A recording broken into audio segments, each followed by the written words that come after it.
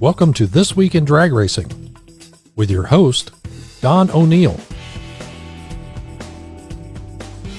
This week in drag racing, we're going to sit down and talk with Buddy Perkinson, elite standout in PDRA competition, but not so long ago, he was in an NHRA 500-inch Pro Stock car. And we're going to move on to Roger Conley, who has just about checked every block you can possibly check when it comes to a resume for motorsports. Stay tuned.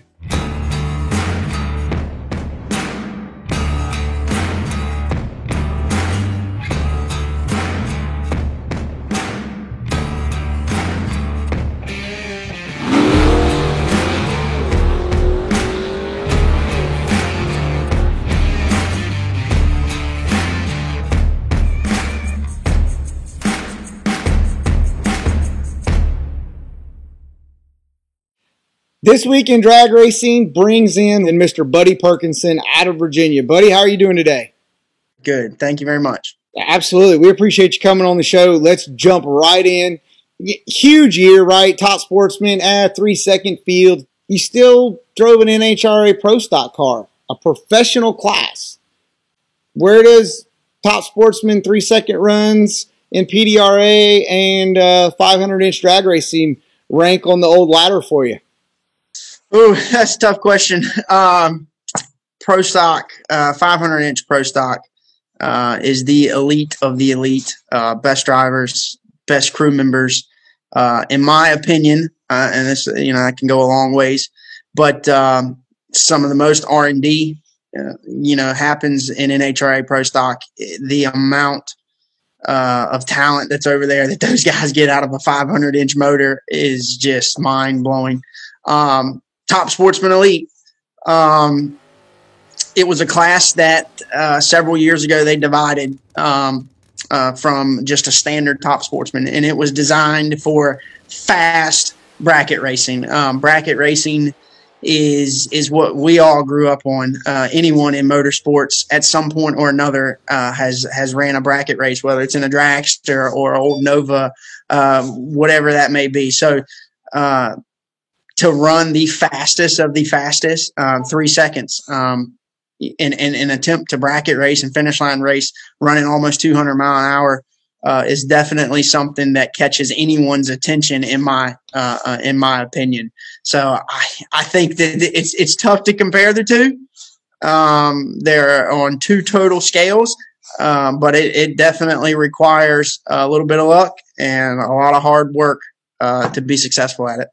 All right, so let's just make sure we clear the air. Right now, if somebody's out there and they pick up the phone and call Buddy Perkinson and said, hey, grab your helmet, come over here. We got a 500-inch car that we need driven next week. You got a problem with getting on a plane? Not at all. Ready to go. I keep my license up. We're ready to go. We might have to take a little more weight out the car than we did 5 or 6 years ago, but I'm ready to go. One of the cars on my bucket list is an NHRA Pro Mod. I ran 8th mile Pro Mod stuff, Pro Nitrous and whatnot, but stretching one of those out to the quarter would definitely interest me. Okay, well, you've got almost over 2 decades of racing. You're one of the kids, if you will, that had the opportunity to take advantage of junior dragster racing. You definitely were able to take advantage of that, and now we've catapulted you to the fastest of bracket racing levels, if you will, in the PDRA for elite top sportsmen. Was there any point in there that honestly you just kind of looked at your dad or your family and you're like, you know what, I'm done with this. I'm gonna go grab a fishing pole. I'm gonna have some kids, get them a ball glove and a bat or a golf club because they can make way more money doing that than they can holding on to a steering wheel. I mean, was those conversations out there? No, not for me. I have 2 sisters older than me that were highly involved in junior drag racing also. And they were, where my dedication was to drag racing, their dedication was to dance. And so they both went to college, pursued that. One owns a dance studio and the other one owns an exercise studio also. So no, for me and a kid, drag racing was everything. It's what made me have passing grades. It's what my parents held over me when I needed to clean my room. And, there was a lot of people when I graduated high school that I don't want to say they didn't know me. I was, but I spent my family childhood memories at a racetrack. We raced every weekend. We ran at Virginia Motorsports Park. We ran 2 different Eastern Series, 890, 330 Outlaw. We had 5 cars at one time, 5 junior dragsters at one time for 3 kids. So I definitely think it kept me out of a lot of trouble. It kept me around adults. It kept me around good people that have the same outlook that we had as a family. There's not many people, as yourself, that when you go to a racetrack, there's not a motorhome and there's a wife there or a mom there who cooks dinner every night out of the motorhome. So that's how I grew up. I didn't go to high school events and I wasn't at home where I could get in trouble because I was at a racetrack. So any parent that is thinking about a form of motorsports, I'm here to tell you that the community in drag racing specifically, and I can speak from experience, they are one of the most wholesome, family-oriented communities that there are. Well, I couldn't agree more with that. Let's dive off in. I want to just browbeat you with a bat. Got a problem with you guys just destroying everybody out here in the top sportsman world and making people have to refinance their house, go out in the backyard, dig up moonshine jars with pennies and nickels and dollars in it to go over here and keep up with these quote-unquote top sportsman cars, a.k.a. Pro Nitrous knockoffs, in PDRA. I mean, what's going on? What are you guys doing over there? Man, I don't know. And I don't think that PDRA, when they, years previous, let's go back 5, 6, 8, 10 years ago. And I don't want to speak for PDRA, but, they promoted this 16-car fastest in the world top sportsman guys, right? That is what they wanted. They did a really good job right. at figuring out how to make that happen.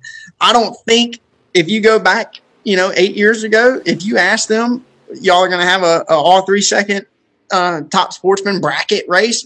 No, nobody would have dreamed that it was where it is. But I think we're at the mercy of the class. 16 cars. That's not a lot of cars. There's been talk about raising it to 32 or whatever. And whatever the series decides to do, I know I'm going to be one of the ones that supports it. But when you're talking about 16 cars, that's not a lot of cars to get some fast ET. I know that 3 years ago, 4 years ago, my cousin, might as well be my brother, he had a really strong run with Dwayne Silence for the championship, and they were one of the 2 fastest cars every weekend. And, they were, he's been in the 80s, he's been low 80s, but on week in and week out, they were a high 90s, high 390s player, and they bracket raced there. Let's fast forward 4 years, and, if he wouldn't have improved his program, he's right on the bubble. Through the high 90s is a bump spot. So I think we're all kind of at the mercy of the class. And if the same group of following stays with it, man, it's scary to see how fast it might be in another 4 or 5 years. I'm someone that wants, as they say, quote unquote, protect the sport, right? Come out. Sometimes you got to protect yourself from yourselves. Let's say we got 16 guys and they're over here and they're running PDRA, right? And they're dedicated to that deal. And, I've seen some new cars being built that people are saying, this is a top sportsman car or whatever. It's not.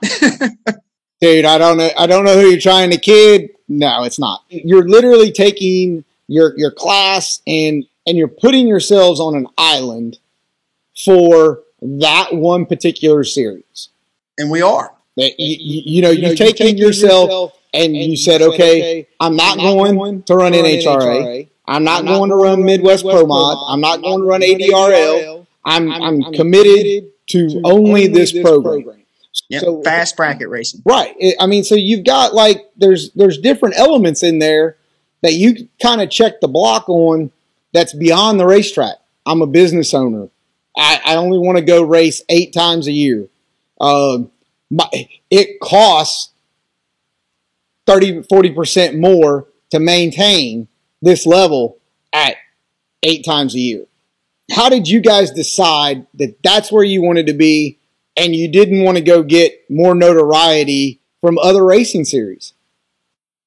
Well, for me, I think everybody's answer, might be a little bit different.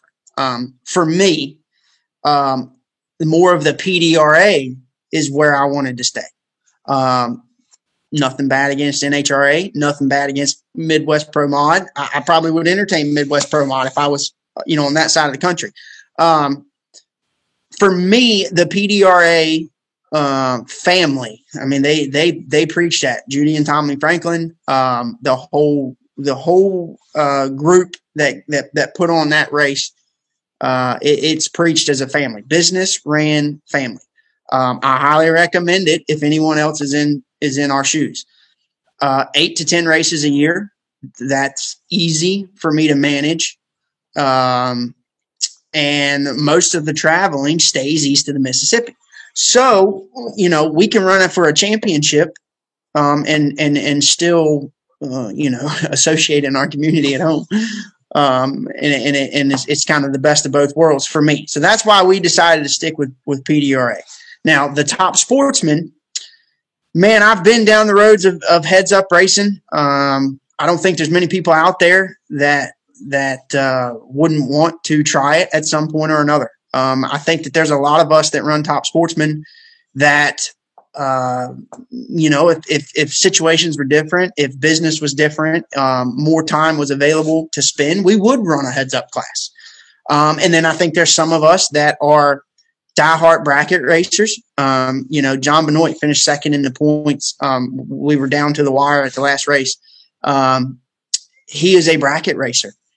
He's good at it. He's got good equipment, and he wants to bracket race. And I think the bracket racing in general right now it's skyrocketing. I mean, you have $1 million bracket races twice a year. And it's your guy that can, work a 40-hour work week, and he can have a bracket car and he can go race for $1 million. I mean, that's just that's where it's at right now, in my opinion. I'm going to run a few next year and go that route. So I personally think that the elite top sportsman is not going to go backwards. If anything, it's going to get more popular. It's going to have more competition. You're going to have faster race cars because we go back to the 16.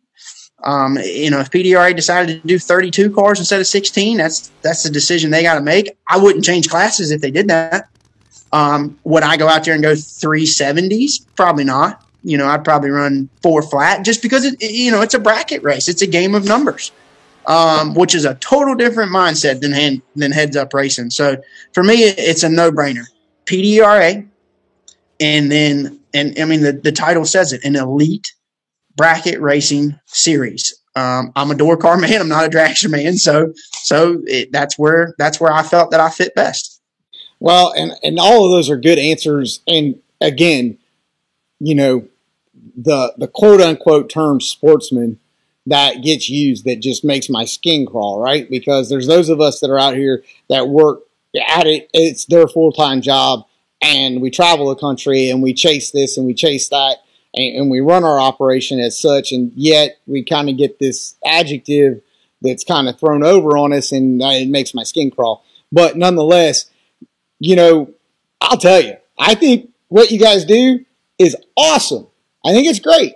But it's like the 470 guys or the guys that just bracket race, dragsters, and that's all they do. You focused in. You turned off the white noise, right? You're not listening to your own highlight reel. When you guys did have the first 3-second field, you go down that list.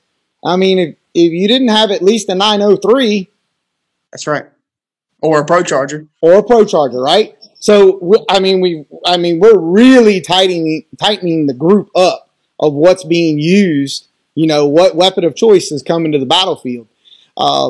I'll tell you, I send Tyler text messages all the time, like throw 100 pounds on them. If they go faster than 375, throw 100 pounds on them. Throw it on there, but just because it's one of those deals where people say, well, did you see he went 375? And you want to go, did you see he's got a 959 with 5 stages of nitrous in a 2,100 pound car? Did you pay attention in science class? Did anybody teach you anything about math? It's supposed to go that fast. It's supposed to go that fast. It is. And you're right. I mean, we set the record this year in Top Sportsman, and I don't want to seem rude or anything, but I had people high-fiving me and everything. And yes, it's a great accomplishment. We're bracket racing going that fast. Right. But it is way more of an accomplishment to bracket race running 375 and win a race than it is for me. My car's supposed to go that fast. My motor is Tommy Franklin's motor. It's been 361. So, me going, I went 67 this year. I mean, it's still hard. It's not easy. It's that. I mean, going fast is difficult, but going fast and being consistent, try that. I mean, keep all 8 pistons in it. Yeah, that's for sure. And it is. And I always think that that's an accomplishment. We talked to Johnny Pacino last week, and, he's like, I'm like, okay, what's more important? Being the first 3-second Mountain Motor Pro Stock or winning a world championship? Championship. But like he said, he goes, don't get me wrong, I want to go 3 seconds. I mean, it's Johnny Pacino has an amazing left feet. Yes, he does. And I wish we could race against each other one day. Maybe I could take a shot at him, but he won that championship a lot with his left foot. Right. And I think if you asked him, me, I would be the same way. Winning is winning. To me, speed is a byproduct. I mean that's you hear these people talk about mile per hour. Well, mile per hour does not equal elapsed time. So, you still got to win. It's two sides of that racetrack. There most certainly is. Absolutely. Well, buddy, do us a favor. Tell everybody in the audience that's listening where they can follow you, find out about you, see where you're going, keep up with your travels for your entire family and the unique cars that you guys have as you guys go out here in 2021 and obviously are committed to running for a PDRA World Championship and Elite Top Sportsman. Where can they go follow you? So I am personally on Facebook and Instagram. And there is a Perkinson Racing Facebook page, which is me and my cousin Randy Perkinson combined together. So look us up. We'll be at all the PDRA races. We might hit a few here and there, add to the schedule, but we will be at all the PDRA races. Well, there you go. Hey, buddy, thank you very much. I wish you all the best this year, 2021. And I mean, who knows? We might see each other at an event. I'll probably be over in the slums in that bottom 32 of Top Sportsman. I mean, heck, I might be at the back of the staging lanes, let Tyler put me to work just punching run cards. Maybe that's the only way I'll get into the Top Sportsman deal. I have no idea. Well, I look forward to seeing you. Absolutely. Take care and have a good day.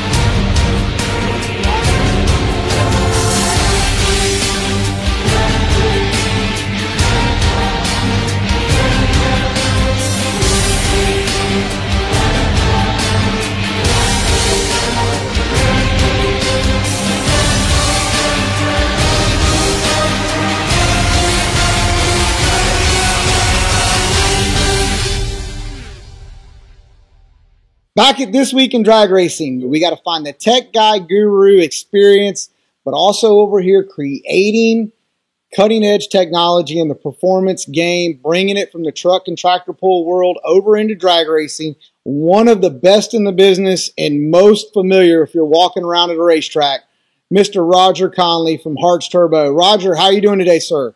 I'm doing super good, Don. How are you? We are hanging in there. It's the off season. Everybody's grinding away, trying to find performance, and you're just making people better. And here you are at Hartz Turbo. Yeah, we got some new and exciting technology we're bringing over from the truck and tractor pulling world into the drag race and performance aftermarket. And it's a super exciting time to bring some new stuff to our industry. You know, it always creates excitement and energy, and I like to see people go faster and have better stuff. You've been a foundation. You're a concrete guy in the world of motorsports when it comes to high performance. And here you are back in the turbo world. I mean, is that what keeps you up at night, trying to figure out how to make a better mousetrap when it comes to the turbo world? Not necessarily, man. I've always loved turbos since the first time I rode in a 1987 Buick Grand National that my buddy's dad had just bought.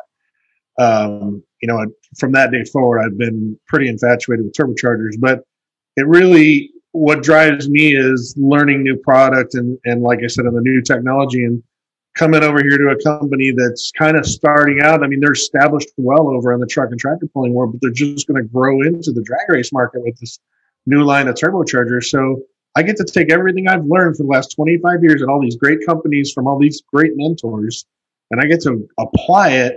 And basically, I'm starting at the ground floor, square one. I've created part numbers, you know, dealer policies, price sheets, tiered pricing, you know, help them look at what we want to develop and how and in what priority we're going to do it in. And just, I enjoy it. I love it. It's fun. It's exciting. So Hartz Turbo, getting this successful company up and off the ground with, how many employees do we have over there? Right now, there's about 10. 10. Very small family-owned business. Yep. Well, I like the family piece of that. Tell us how the family aspect impacted you as an individual into the performance world. What was it that pulled you over into this world? I think it just goes back to the opportunity. I mean, they needed someone to help them grow the brand, create brand awareness, and then create product awareness and help them steer in the right direction and get them in contact with the top level teams and the peer influencers. And that's just, I mean, that's what I've done, right? It's like the perfect, it's right round peg in a round hole. It was such a good fit. And I spent a lot of time. I probably spent a good 10, 12 hours with them before I ever even really accepted the position. And the more I got to know them, the more they really made me feel like I was part of the family. And it's just, who doesn't want to work for someone like that? Well, I can totally relate with that, being the fact that I work hand in hand in a family company. That matters. How did Hartz Turbo start? Hartz Turbo actually started back in 1996, and the brothers who now own it, their dad started it, and he just started servicing and rebuilding actual diesel injection pumps on tractors for local tractor dealers. And then as they, you know, bought equipment and did that, the older brother came on board and he started hopping up those injection pumps for some of like the truck and tractor pulling guys. And that kind of evolved into now they make their own completely in-house made billet pump assembly for these big giant diesel tractor engines that make 3,000-4,000 horsepower in diesel fuel. And it's a bad piece, but as they were getting into that market, you know, there was a need for some turbocharged stuff. And the younger brother, he was real interested in that. So they started developing turbocharger stuff just because they seen a need for it, kind of supply and demand, and kind of the rest is history, honestly. Well, it sounds like we got two Tim Allens that say everything needs more power, and they're back there doing the mad scientist work and shipping it out the door. And now you're going to be leading the tip of that spear for them for what we hope to be years to come. Absolutely. Let's talk about the other ball cap that you're going to wear during the 2021 season, and that's the NMCA NMRA Tech Director. Plethora of classes that you've got to manage, rules and sponsor criteria that you've got going on. But you guys are coming off your best year in 2020. You got some changes in this Chevrolet Performance category. Tell us a little bit about that class. So in Chevrolet Performance Stock, you know, we got together a group of guys, the sponsors and our rules committee and everything. And we went over what changes we could make to this entry level class. You know, you got to buy a specific crate engine, a DR525 Chevrolet crate motor, and the engine controller. And it's all spec stuff that we check and inspect and all that stuff.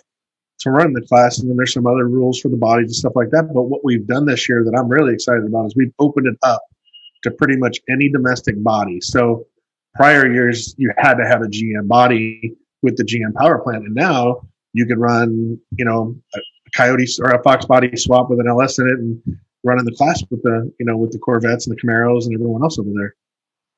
I got a Mustang and I'm sitting here and I hear this guy talk about this engine package. What are we looking at to just come off the couch and get our feet wet with my son or my daughter to get them involved in drag racing?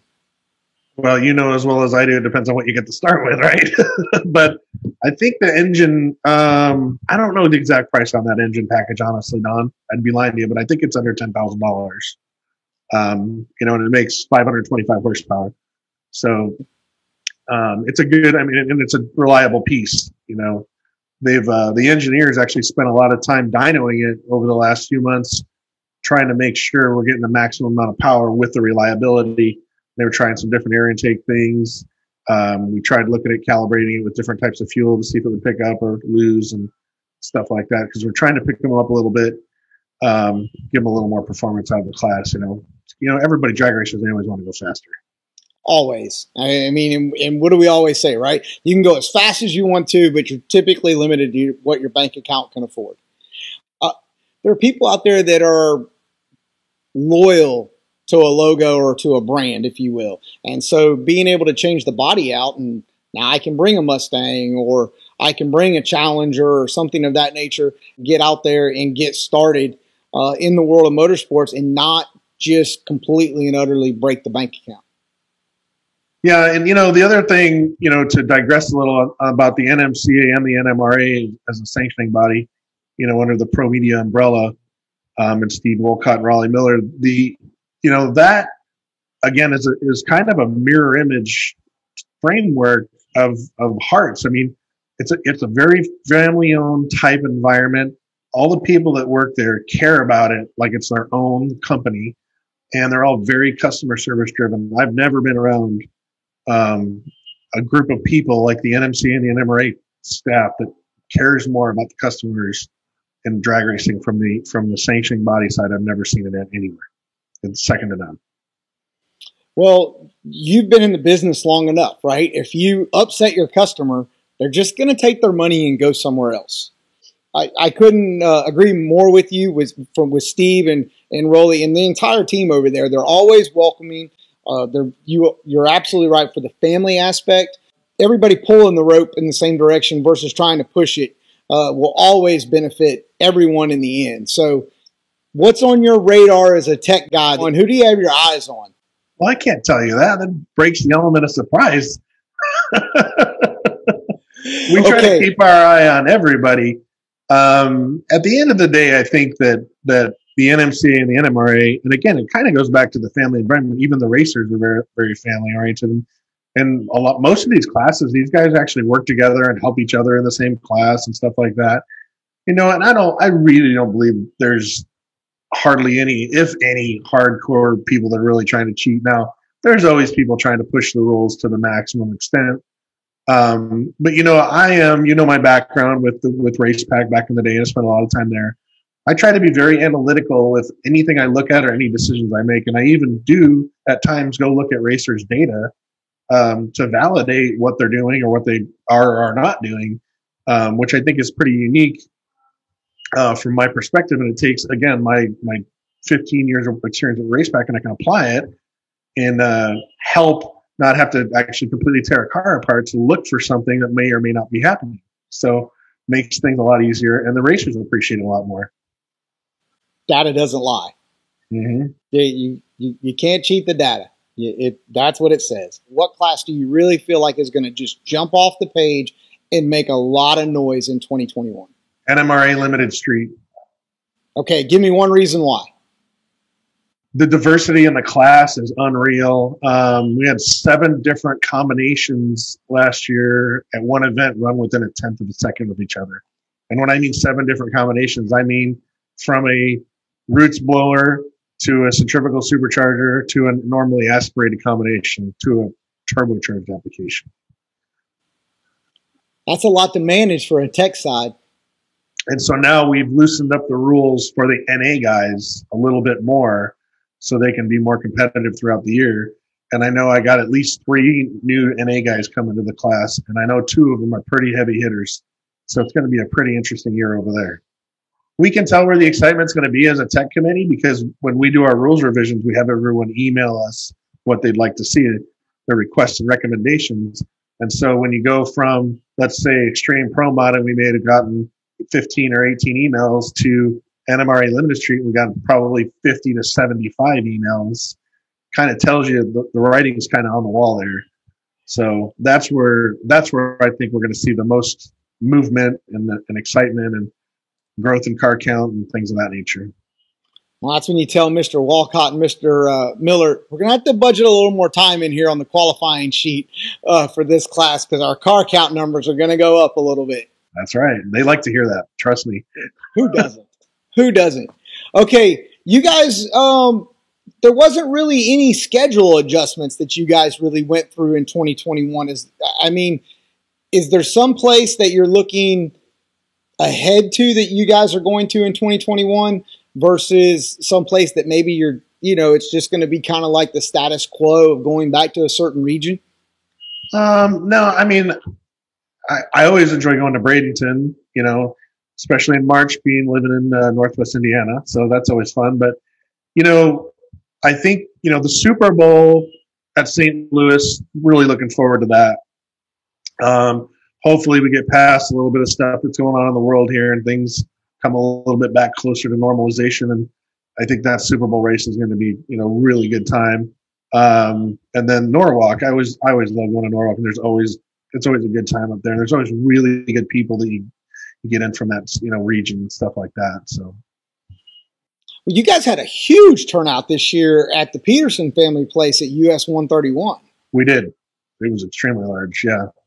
We had, and actually, we had a really big car show there. We had, everything was big. We had big car counts and, very successful race. Well, I know for you guys, you get some fellow competitors from north of the border. So it would be nice if we could get some normalcy back in our lives so that you could get a few of your competitors back to those races that they typically attend that are closer to the borderline there. Absolutely. Okay. Absolutely. So tell me real quick, where does everybody need to go to find out about Hartz Turbo? And because your family that hired you, I'm sure they're looking, going, are we really paying him to be doing interviews? He needs to get to work. So I don't want to hold you all day long. Well, we're currently developing the website at hartzturbo.com. You can go there, leave your email address, and you'll be notified when it's done, which will be in the next couple of weeks. And then we do have a Facebook page, Hartz Turbo, on Facebook and on Instagram, where we've been, as of right now, posting all of our press releases and any of the content, pictures and videos and stuff like that. So go there and like our Facebook page. All right. Well, Roger, again, it's always a pleasure to talk to you.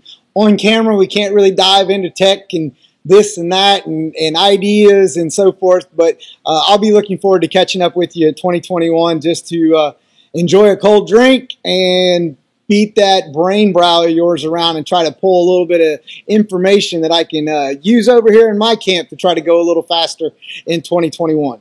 No problem. I appreciate you, Don. Have a great day. Take care. You too, sir. Thank you.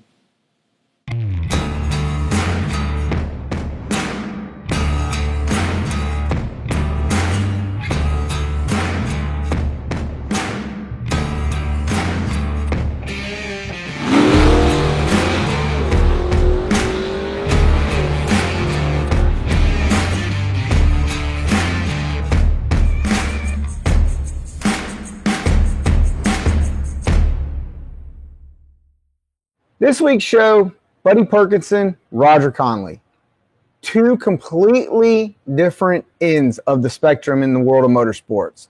An individual that took basically an elevator to the top of the mountain to compete in NHRA Pro Stock, but chose to turn around and go be back with his family business and then come back with his passion and dominate in the world of top sportsman and PDRA competition. Roger Conley, engineer, marketing, experience, technical, everything on the other end of the spectrum of motorsports. But both individuals passionate, inspired, and motivated to be involved in the world of motorsports. Just like you at home, all you have to do, find your spot, come be a part of our world of motorsports. You never know. You might just have some fun. We'll see you next week.